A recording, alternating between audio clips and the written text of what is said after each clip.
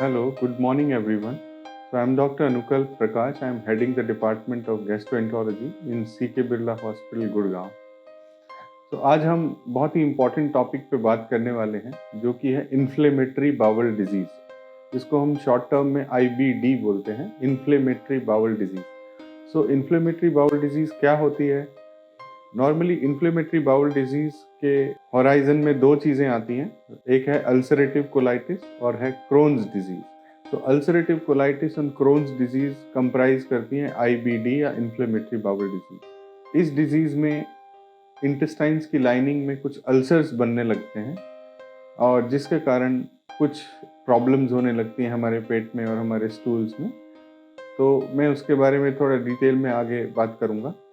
तो ये डिजीज़ क्यों हो जाती है इसके बारे में अभी तक किसी को पता नहीं है। कुछ थ्योरीज हैं जो कि बोलती हैं कि कुछ इम्यूनोलॉजिकल डिसऑर्डर हो जाता है जिससे हमारी इम्यूनिटी हमारे ही अगेंस्ट काम करने लगती है और इंटेस्टाइन्स की लाइनिंग पे अल्सर्स बनाने लगती है। जहाँ तक अल्सरेटिव कोलाइटिस की बात है, वो डिजीज सिर्फ और सिर्फ बड़ी आंत यानी कि कोलोन को इन्वॉल्व करती है और कोलोन की लाइनिंग में अल्सर्स बनते हैं, जिसके कारण इंसान को स्टूल्स में ब्लड आने लगता है। स्टूल फ्रीक्वेंसी बहुत ज़्यादा बढ़ जाती है, 6, 7, 8, 10 बार इंसान को स्टूल जाना पड़ता है और हर बार उसको फीलिंग ऑफ इनकम्प्लीट इवैक्यूएशन होता है।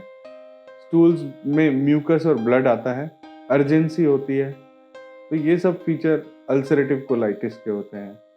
क्रोन्स डिजीज एक डिजीज है जो कि माउथ टू एनस कहीं भी इन्वॉल्वमेंट कर सकती है। मोस्ट कॉमनली ये स्मॉल इंटेस्टाइन में इन्वॉल्वमेंट करती है, but it can involve anywhere from mouth to anus and it also forms ulcers, but sometimes it can cause narrowing of the small intestine. It can form fistula in the perianal area. Anus के चारों तरफ कुछ fistulous openings हो जाती हैं, कुछ abnormal openings हो जाती हैं जिनसे पस आने लगता है। और Crohn's disease के पेशेंट ज़्यादातर प्रेजेंट करते हैं weight loss, nutritional deficiencies, pain abdomen and blood and mucus in the stools. So इसकी जहाँ तक हमने बात की कि अल्सरेटिव कोलाइटिस और क्रोन्स डिजीज IBD को कंप्राइज करते हैं, क्यों हो जाती है, इम्यूनोलॉजिकल डिजीज है, सिम्टम्स के बारे में हमने बात की।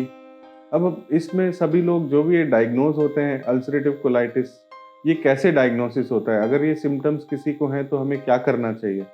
तो अगर किसी को रिकरेंट पेन एब्डोमेन हो रहा है, वेट लॉस हुए जा रहा है और ब्लड और म्यूकस इन द स्टूल्स आ रहा है, तो हमें सबसे पहले गैस्ट्रोएंटरोलॉजिस्ट से मिलके हमें कुछ रूटीन ब्लड टेस्ट कराने चाहिए, जिससे कि हमें कुछ इन्फ्लेमेटरी मार्कर्स होते हैं जिनसे कि हमें कुछ आइडिया लगता है कि कुछ इन्फ्लेमेशन चल रही है। स्टूल का एक टेस्ट होता है फीकल कैलप्रोटेक्टिन, जो कि इन डिजीजेज में बढ़ जाता है, जो कि एक इनडायरेक्ट एविडेंस है कि इंटेस्टाइन के अंदर इन्फ्लेमेटरी प्रोसेस चल रहा है।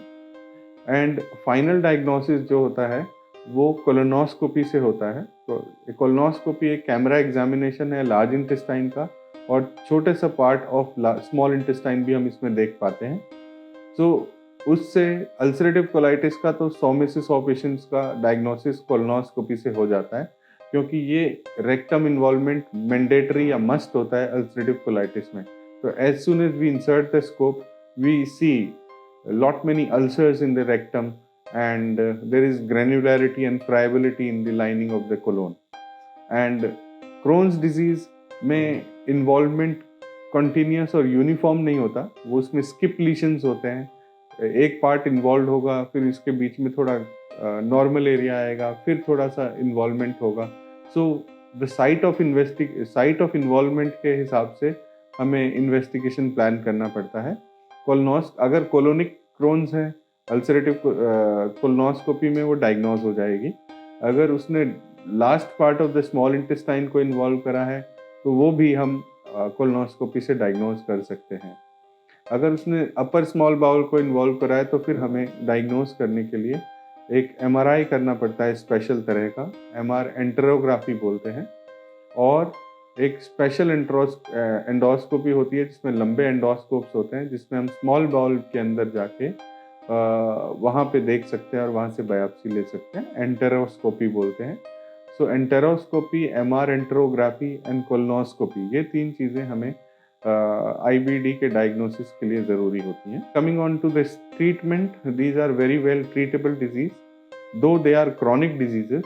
Chronic means they require a long-term treatment, and there are multiple drugs and multiple wonderful biologic drugs and oral drugs have come up, and there is lots of research going on in the IBD treatment. So we have multiple options जो कि हम patient को दे सकते हैं, जिससे कि ये disease control किया जा सकता है, सिम्टम्स बेहतर हो सकते हैं, न्यूट्रिशनल डेप्रिवेशन को बेटर किया जा सकता है, and nutrition plays a very important role in taking care of these diseases. So मेरा यही एडवाइस है, जिनको भी IBD है या इस तरह के लक्षण हो रहे हैं, उनको अपने गैस्ट्रोएंटरोलॉजिस्ट से मिलना चाहिए और उनसे डायग्नोसिस करवाना चाहिए कि ये क्यों हो रहा है. Bleeding in the stool should never be ignored, because most of the time हमारे देश में myths हैं कि bleeding can only be because of piles. So there are multiple other reasons जो कि stools में blood को के कारण हो सकते हैं. तो हमें जब भी अगर किसी इंसान को बार बार stools में blood आ रहा है, तो हमें definitely एक colonoscopy कराना चाहिए कि कहीं हम piles सोच के inflammatory bowel disease और other causes को मिस ना कर दें. So it is important to get a colonoscopy done in a patient who is having recurrent blood in the stool.